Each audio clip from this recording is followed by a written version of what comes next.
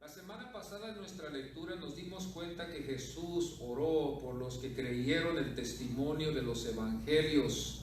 Jesús dijo, sino también por los que han de creer en mí por la palabra de ellos.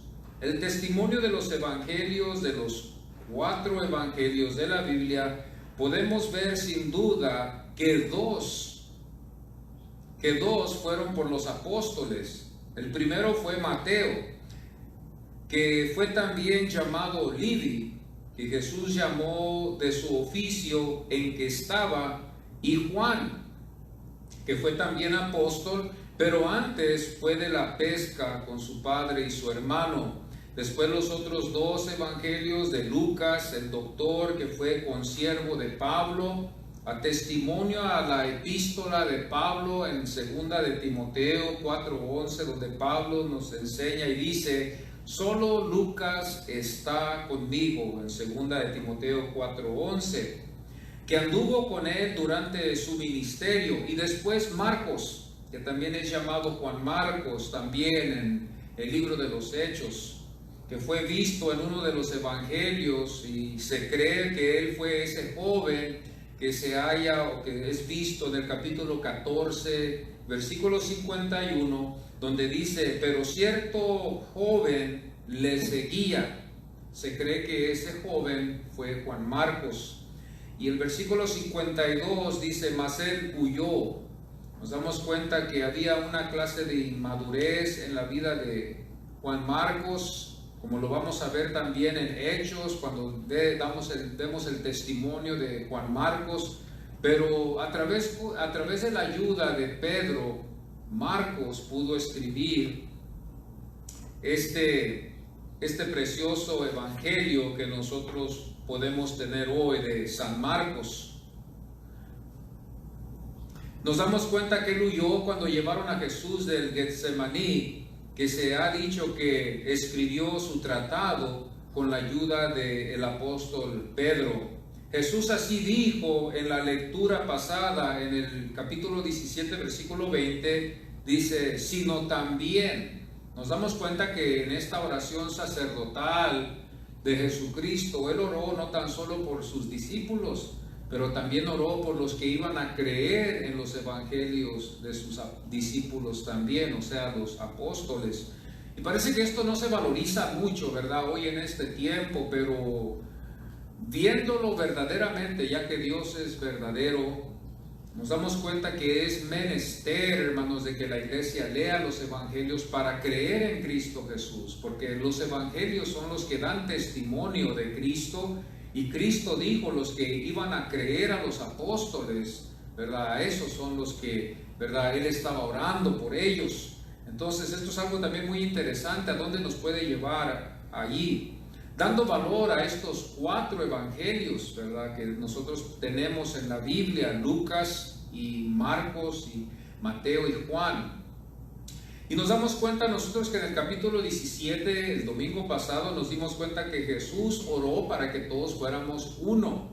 Jesús oró para que todos fuéramos uno. Y esto es algo difícil hoy porque podemos ver que hay muchas denominaciones, ¿verdad? Todos estamos conscientes de esto. Pero tuvo un significado un poquito más profundo de lo que nosotros podemos imaginarnos para que pueda ser verdadero. No fue algo exterior, no fue nominal, ni tampoco fue algo que nosotros pensamos, sino cuando Jesús oró para que nosotros fuéramos uno, fue algo muy profundo. Entonces esto es algo que nosotros tenemos que estudiar un poquito más, viendo, ¿verdad?, que hay divisiones a veces entre nosotros en el cuerpo. Jesús oró para que seamos también amados como Él fue amado. Fijémonos bien que todo es en el Hijo, no es en nosotros. La iglesia tiene que comprender que todo es en el Hijo. Nuestras oraciones son escuchadas por medio de el Hijo, Jesucristo. Jesús le dijo también a sus discípulos, nada podéis hacer sin mí. La iglesia solamente puede progresar a la salvación y ser salvos solamente en Cristo. Hoy vemos tanta confusión aún, ¿verdad?, en las iglesias y aún hasta en la juventud. A veces la juventud hace esto menos, no le da la importancia que debe de tener. A veces en las iglesias podemos ver en la iglesia tradicional que a veces vemos muchos mediadores que puede causar, hermanos, confusión a los que no estudian la palabra del Señor o que la escuchan y la leen. Y si la leen y la estudian, quizás lo que iba a seguir después iba a ser la pregunta: ¿por qué tenemos tantos mediadores? Sabiendo bien que la Biblia solo nos enseña uno. Entonces, esto es algo también muy interesante cuando vemos esto, de que en Cristo el Señor nos va a escuchar, solamente en Cristo. A veces vemos casos donde vamos a la tienda y vemos personas comprar veladoras de diferentes santos, de diferentes deidades, que ellos creen que en eso van a hallar gracia. Lamentablemente la Biblia no nos enseña que a través de muchos mediadores hallaremos nosotros la gracia. Nosotros tenemos que tener mucho cuidado y siempre entender y reconocer que es en Cristo en quien hemos hallado nosotros la salvación.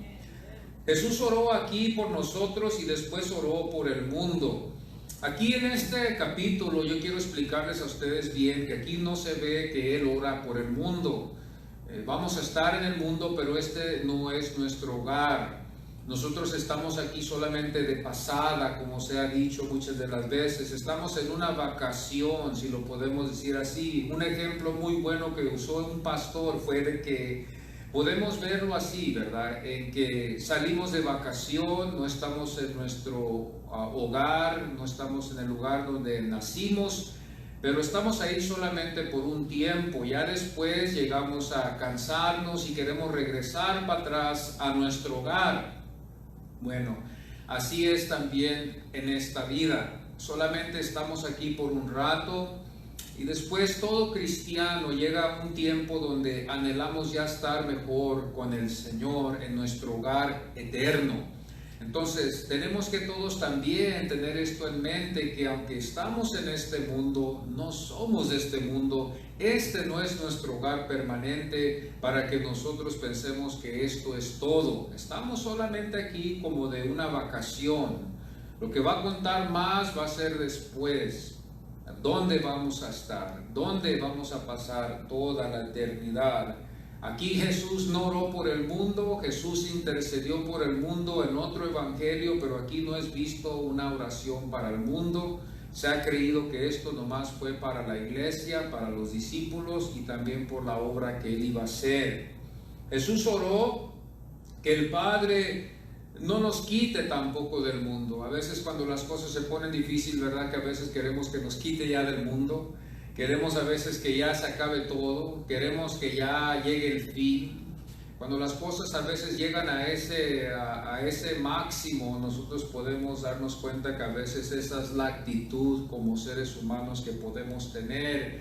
Y todos podemos ser culpables de que a veces queremos ya que la vida se acabe cuando las cosas van mal. Pero cuando las cosas van bien, queremos quedarnos, ¿verdad?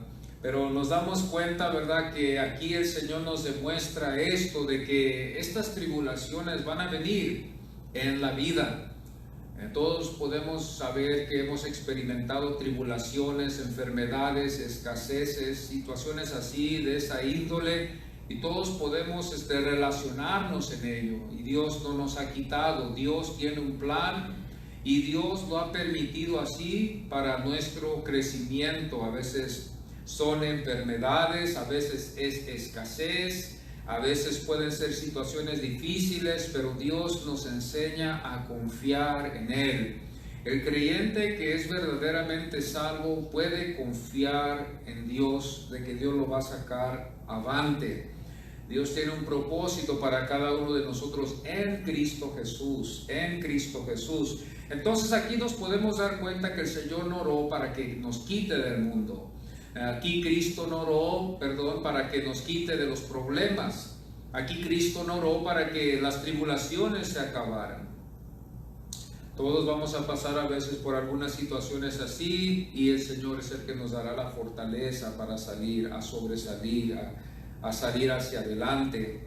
Así hoy veremos lo que sigue después en el plan del Padre como del Hijo, que demostró su obediencia al Padre y amor hacia los que el Padre le dio. Así si podemos abrir nuestras Biblias hoy en esta mañana, vamos a ir al siguiente capítulo, al capítulo 18, y así vamos a entrar en nuestra lectura hoy antes de seguir más adelante y tomar la Santa Cena. Vamos así a ir al capítulo 18, vamos a ponernos en pie siempre en reverencia a la palabra de Dios que se lee en el santuario. Juan capítulo 18, les invito a que abramos nuestras Biblias y vamos a estar leyendo este nuevo capítulo, estos nuevos acontecimientos. Y habiendo dicho Jesús estas cosas, salió con sus discípulos al otro lado del torrente de Cedrón, donde había un huerto, en el cual entró con sus discípulos. Y también Judas, el que le entregaba, conocía aquel lugar, porque muchas veces Jesús se había reunido ahí con sus discípulos. Judas, pues, tomando una compañía de soldados y alguaciles de los principales sacerdotes y de los fariseos, fue allí con linternas y antorchas y con armas. Pero Jesús, sabiendo todas las cosas que le habían de sobrevenir, se adelantó y les dijo: ¿A quién buscáis? Le respondieron: a Jesús Nazareno. Jesús le dijo: yo soy. Y estaba también con ellos Judas, el que le entregaba. Y cuando les dijo: yo soy, retrocedieron y cayeron a tierra. Volvió pues a preguntarles: ¿a quién buscáis? Y ellos dijeron: a Jesús Nazareno. Y respondió Jesús: os he dicho que yo soy. Pues si me buscáis a mí, dejad ir a estos, para que se cumpliese aquello que había dicho: de los que me distes, no perdí ninguno. Entonces Simón Pedro, que tenía una espada, la desenvainó y hirió al siervo del sumo sacerdote y le cortó la oreja derecha, y el siervo se llamaba Malco. Jesús entonces dijo a Pedro: mete tu espada en la vaina, la copa que el Padre me ha dado, ¿no la he de beber? Podemos tomar nuestros asientos en esta mañana. Hoy en esta mañana venimos, ¿verdad?, a la casa del Señor para escuchar la palabra de Dios, para que nos traiga la fortaleza y conozcamos más de Cristo. Y vamos a ver 4 puntos. Ahora este domingo no vamos a ver 3, pero 4. Pero les prometo que no voy a tomar mucho tiempo, aunque sean 4. El primero vamos a ver que salió Jesús después de que habló. Esto lo vamos a hallar en Juan, en el versículo 1 del capítulo 18. Salió con sus discípulos al otro lado del torrente del Cedrón. El segundo punto que vamos a ver también en esta mañana va a ser: salió Judas con la compañía de soldados, que lo hallamos en el versículo 3. Judas, pues, tomando una compañía de soldados, como leímos. El tercer punto va a ser: salió yo soy, porque supo todo. Salió yo soy, porque supo todo. Juan en el capítulo 18, versículo 4 dice: pero Jesús, sabiendo todas las cosas que le habían de sobrevenir. Y el cuarto punto hoy en esta mañana va a ser: salió la espada que no tuvo que. Salió la espada que no tuvo que. En el versículo 10, donde dice: la desenvainó. Y cuando nosotros nos damos cuenta en el primer punto, hoy en esta mañana, nos damos cuenta nosotros que este fue un lugar de historia. Este lugar, este torrente de Cedrón, era un lugar de historia. Yo quiero que ustedes sepan de que este lugar fue donde acontecieron muchas cosas en el pasado. En los antepasados de Cristo acontecieron muchas cosas, aún con el Padre, ¿verdad? Con el rey David, que era uno de los antepasados de Cristo, al cual el Padre le había prometido esta promesa, que en su trono se iba a sentar un rey para siempre en una forma perfecta, como lo ha hecho Cristo. Estamos esperando ese día. Esa es nuestra esperanza, ya que conforme al testimonio de Hechos y también los evangelios, esperamos ese glorioso día conforme el testimonio de ello, y esto es algo verdadero que todos nosotros debemos de confiar. Pero este torrente de Cedrón, cuando nosotros lo leemos en este versículo 1, quizás nosotros pensamos, ¿verdad?, que no tiene mucho significado. Cuando nosotros vamos al Antiguo Testamento podemos hallarlo en 2 de Samuel 15, 23, y nos admiramos nosotros en ver la drama que está aconteciendo con este rey David. Y dice, y todo el país lloró en alta voz. Y luego más después dice, pasó el rey y todo el pueblo. Pasó el rey y todo el pueblo por este torrente de Cedrón. Se ha dicho también que este torrente cuando llovía se llenaba de agua, ¿verdad? Y así no podían muy fácilmente cruzar. Pero cuando no llovía se acababa el agua, se secaba y quedaba otra vez así, donde ellos podían cruzar.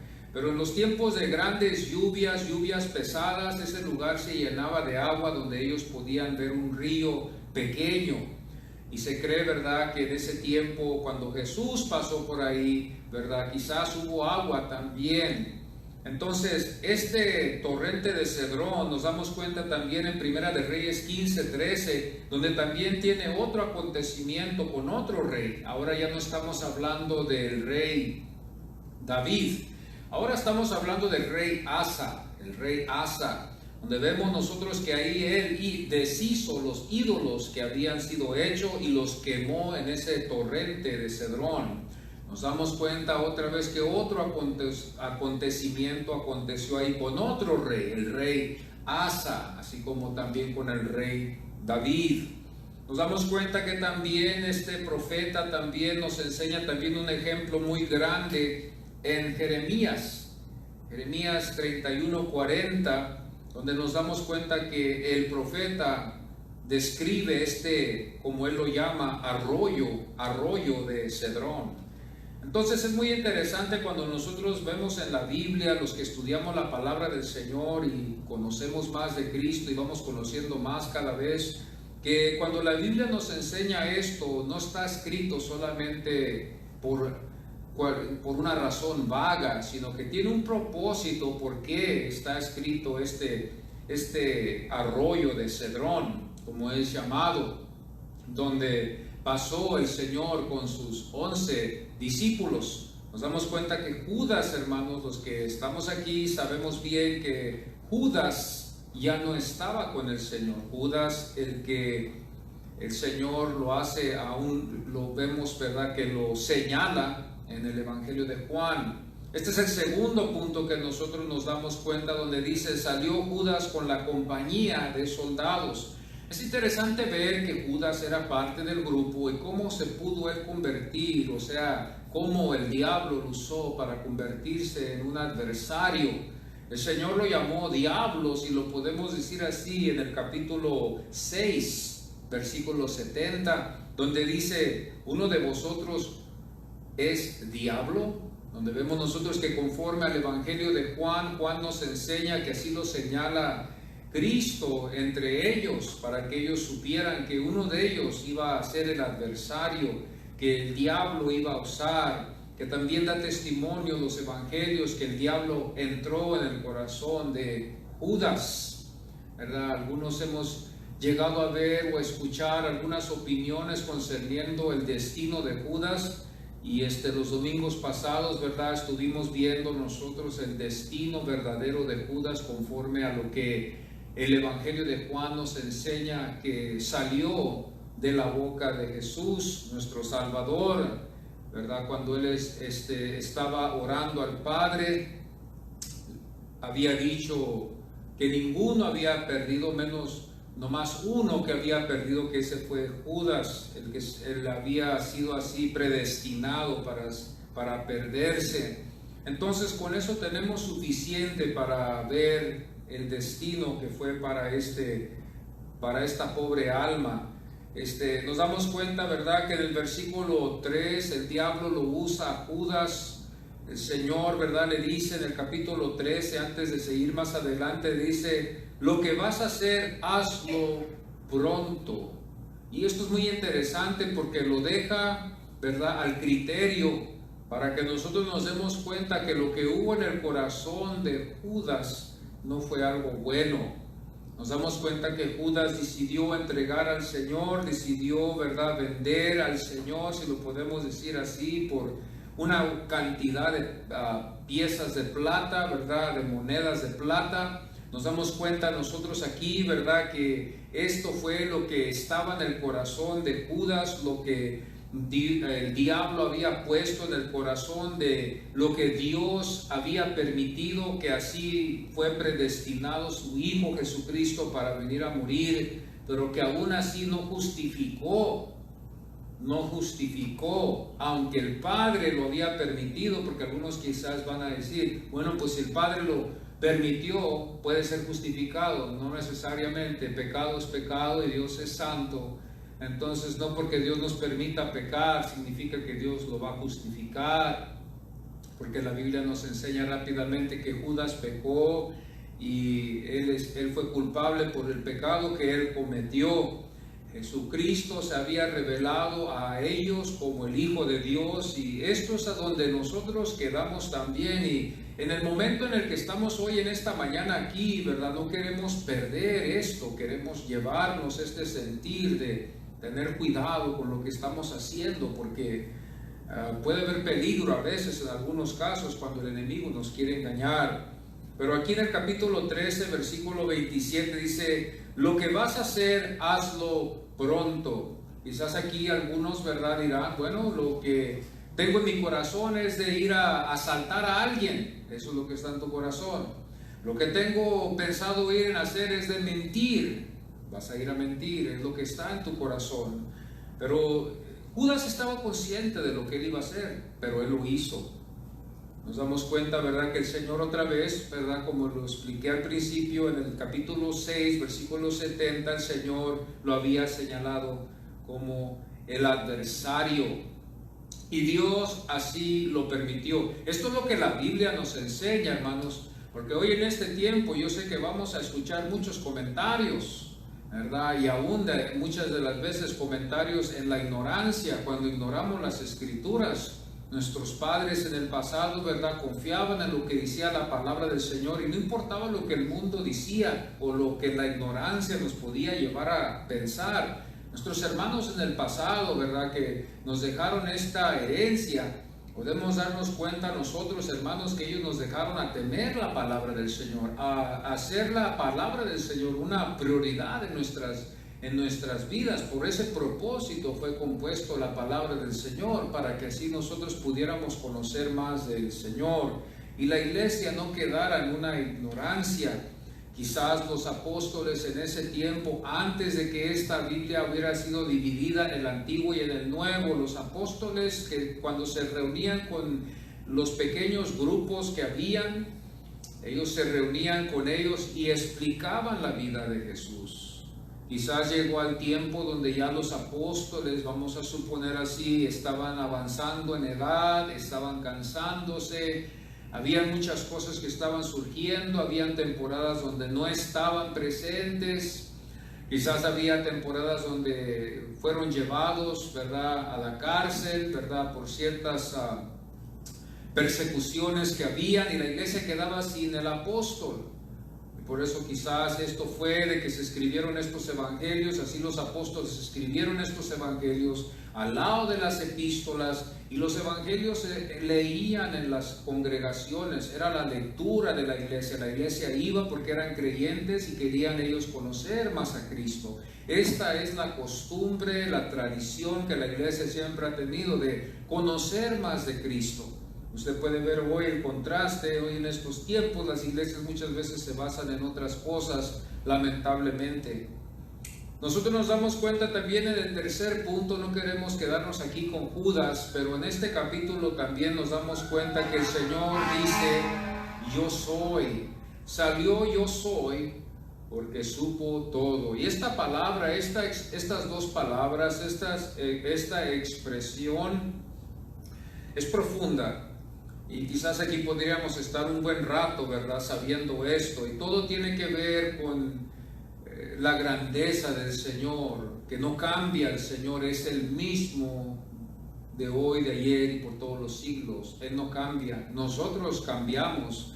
pero el Señor no cambia en su manera de ser con nosotros. Yo siempre les he explicado a mis hermanos de cómo Dios, si Dios nos ha llamado, ese mismo llamado sigue hoy, aunque nosotros hayamos cambiado y aunque nosotros no hagamos lo que deberíamos de hacer al inicio de nuestra conversión. Eso es lo que deberíamos de hacer cuando somos salvos. ¿Se acuerda usted, verdad? En el pasado, cuando Dios lo salvó a usted, se sentía tan contento, quería venir a la iglesia, quería leer la Biblia, quería participar. Quizás Dios la usó a usted y, verdad, en la iglesia a evangelizar, a predicar, a ser parte de un ministerio. Y ese fue el llamado en su vida. Y usted y yo podemos pensar, bueno, ya Dios ya cambió, porque yo ya no lo siento. La Biblia nos enseña que Él es el yo soy, que Él es el mismo, que Él no ha cambiado su plan. No estamos cambiando en planes, Dios es el mismo, no ha cambiado su plan.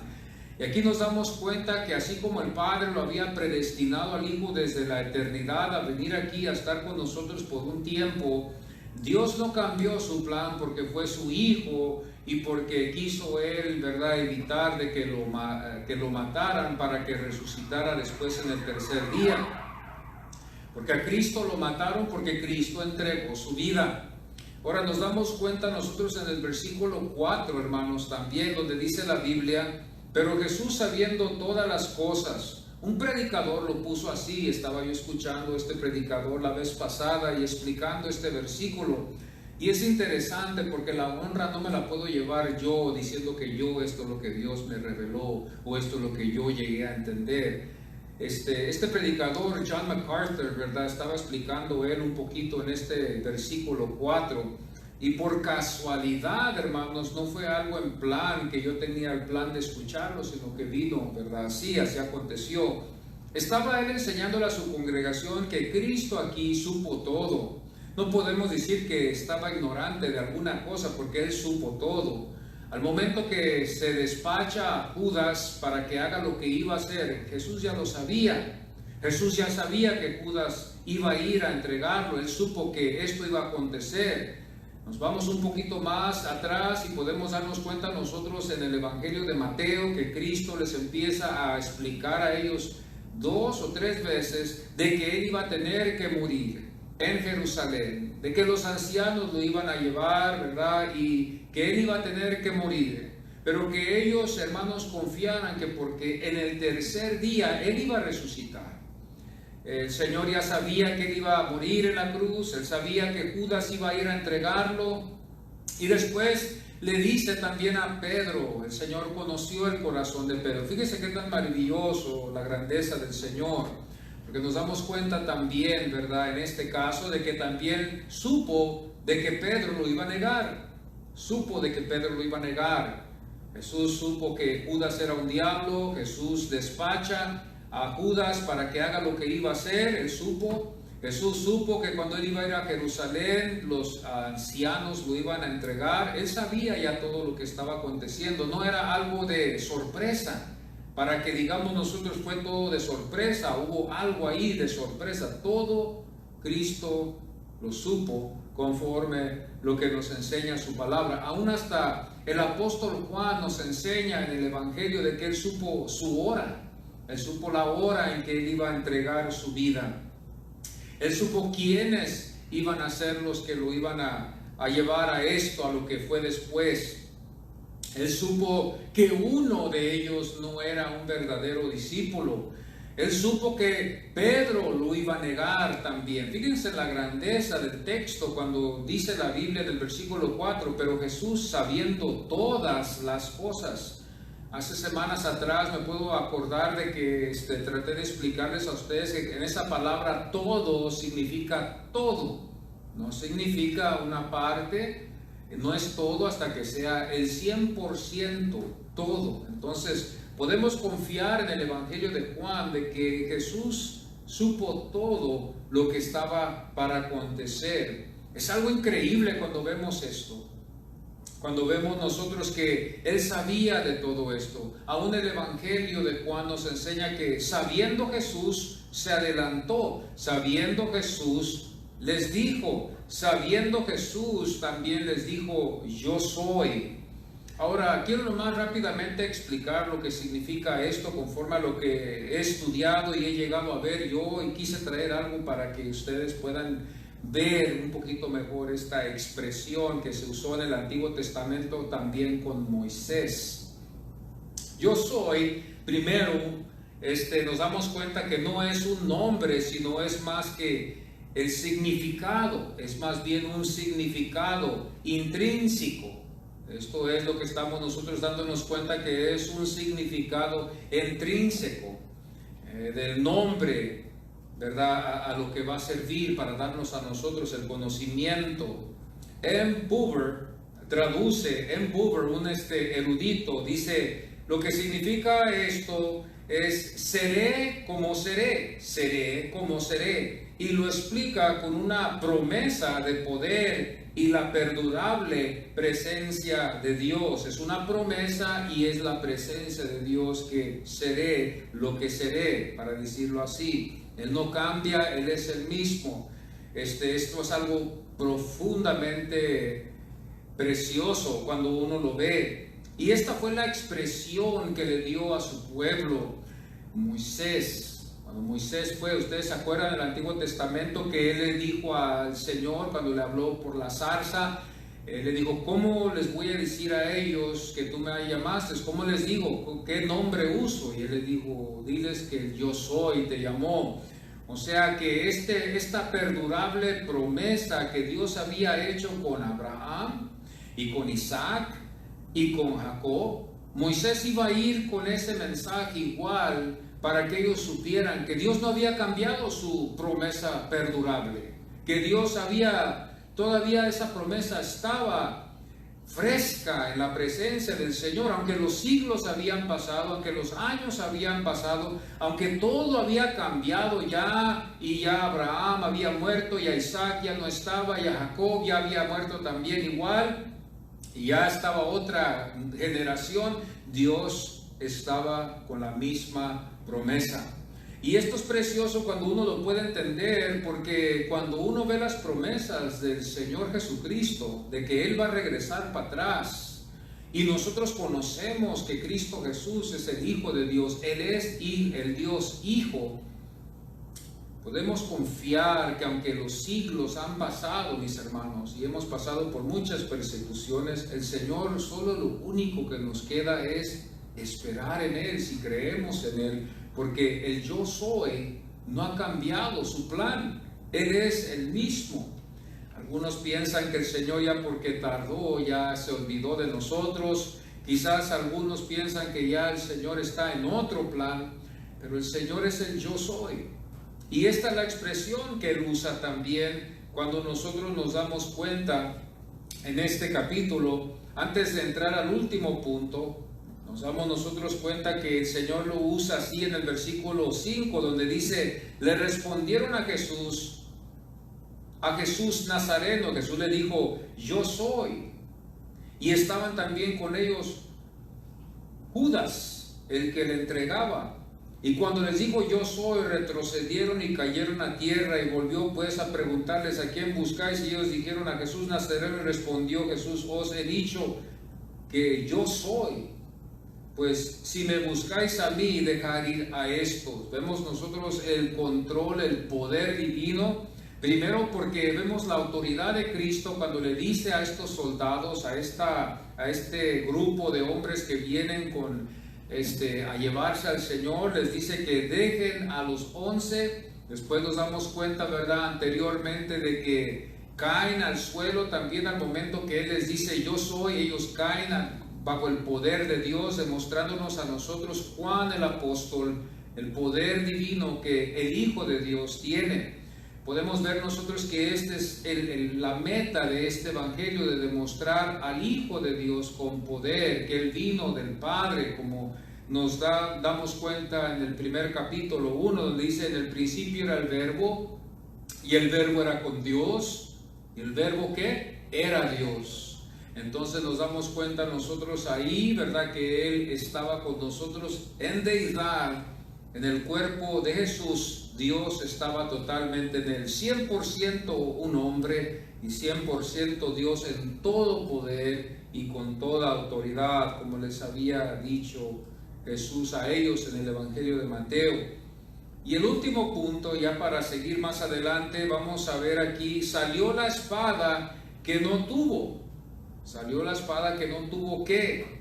Nos damos cuenta aquí, ¿verdad? En este caso donde vemos que Pedro reacciona al momento de que ellos están para llevar al Señor. Es algo muy interesante, quiero que ustedes vean aquí, de que tuvo que negar Pedro a Jesús. Tuvo que negar Pedro a Jesús. ¿Por qué?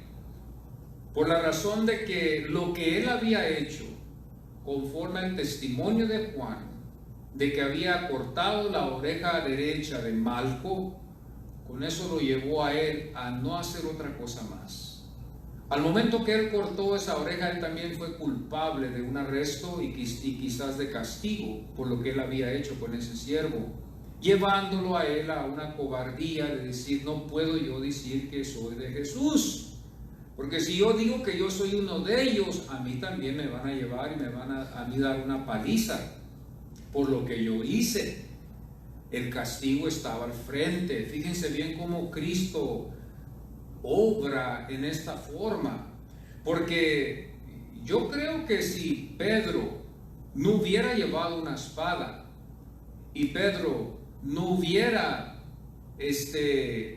cortado la oreja derecha de Malco, él hubiera respondido al momento que le hubieran dicho a él, cuando él estuvo con los otros calentándose por el frío que estaba en la noche. Yo pienso que Pedro, con su carácter que él tenía, él hubiera dicho, sí, yo estuve con Jesús, él es mi maestro, pero para que se cumpliese la palabra y se cumpliese sobre todo el sacrificio que Jesús iba a hacer por nosotros, Pedro quedó amarrado a no poder responder, y lo único que Pedro pudo hacer por temor a las consecuencias de lo que le había hecho a Malco, lo único que pudo hacer es negarlo.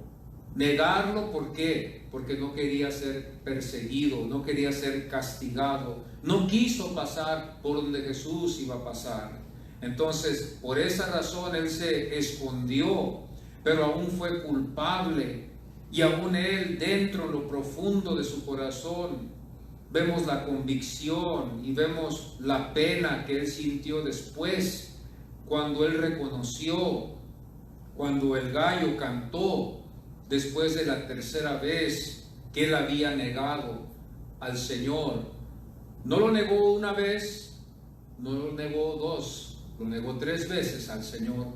Algo que nosotros podemos a veces hacer, negar al Señor con nuestras acciones, con nuestra actitud, con nuestro testimonio. Todos podemos caer culpables como humanos que somos, y no excusándolo para no, pero tampoco no vamos a ser hipócritas y decir que nunca lo hemos hecho, porque seríamos hipócritas en vez y no sinceros en reconocer que esto puede acontecer aún con nosotros, con toda la iglesia, de que negamos al Señor con nuestras acciones, con nuestras palabras, en la forma en cómo podemos vivir. Esta es la fragilidad nuestra como hombres que no podemos superar, pero que a los suyos, a los que son suyos, como Pedro fue suyo, ¿qué hizo Jesús? Lo perdonó, lo restauró y le dijo, levántate y haz lo que te he llamado a hacer, Pedro. Al final Pedro quedó tan quebrantado que nos damos cuenta que el Señor le dijo Pedro al Señor, le dijo, Señor, tú sabes todo, tú conoces mi corazón, tú sabes si yo te amo, no puedo decir yo que te amo ya, tú conoces todo, tú eres el que sabes todas las cosas. Señor, tú eres el único que me puedes ayudar aquí, tú sabes si yo te amo. Y Pedro se rindió al Señor, porque Pedro era uno de carácter. Todos tenemos un carácter y resistimos a veces al Señor en ciertas formas, pero aquí nos damos cuenta nosotros que esta espada salió cuando no tuvo que salir. El Señor ya le había dicho a Pedro, Pedro, tú me vas a negar 3 veces. Pedro no supo cómo. ¿Cómo lo voy a negar si yo estoy dispuesto a dar mi vida por el Señor? ¿Cómo si yo soy el líder, el segundo aquí? ¿Cómo si yo, verdad, puedo hacerlo? Yo puedo. ¿Y cómo lo voy a hacer? Yo nunca lo negaré al Señor. Nunca. ¿Cómo? Pero al momento que él reaccionó en esa violencia y le cortó la oreja a Malco, el temor vino después. Y dijo, yo no quiero meterme en problemas. No por Jesús. Él no se avergonzó por Jesús. Es que él no quiso llevar problemas por la razón de que le había cortado la oreja a Malco y él sabía que le esperaba una paliza, quizás un castigo más severo. Y Dios así lo permitió con Pedro para que así el Hijo fuera el que resplandeciese.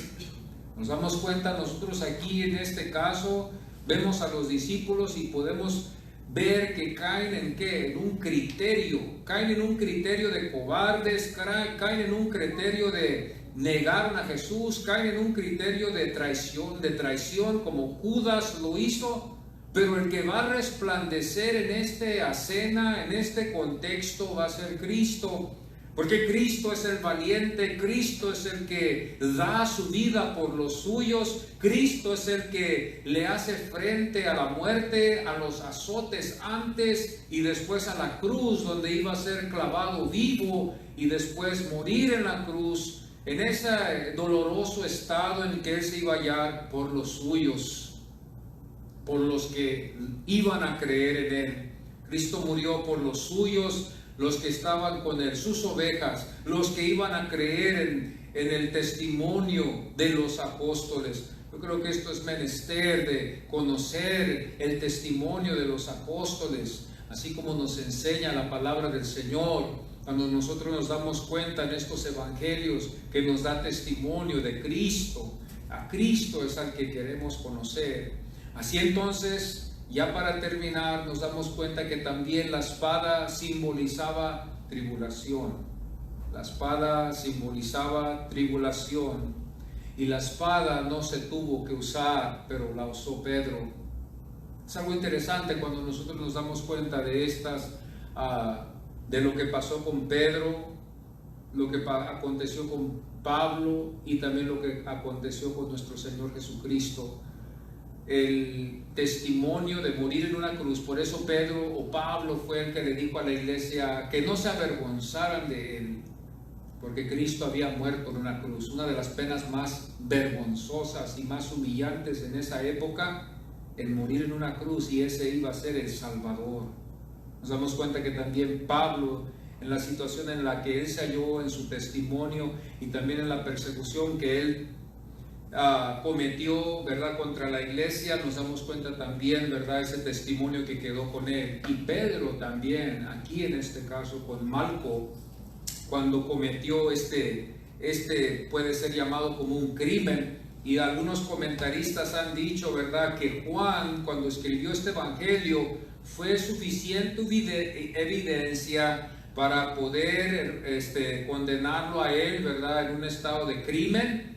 Pero Juan, cuando escribió este evangelio, ya no existía, ya había muerto Pedro, ya muchos de ellos habían ya pasado a mejor vida, porque como Juan fue el más joven, él escribió este evangelio en su ancianidad. Entonces nos damos cuenta nosotros aquí, ¿verdad?, que este testimonio fue escrito cuando él ya había muerto, para que no se levantara ninguna persecución contra Pedro el apóstol, porque así de tan valoroso era esto para ejecutar persecución sobre su vida de él.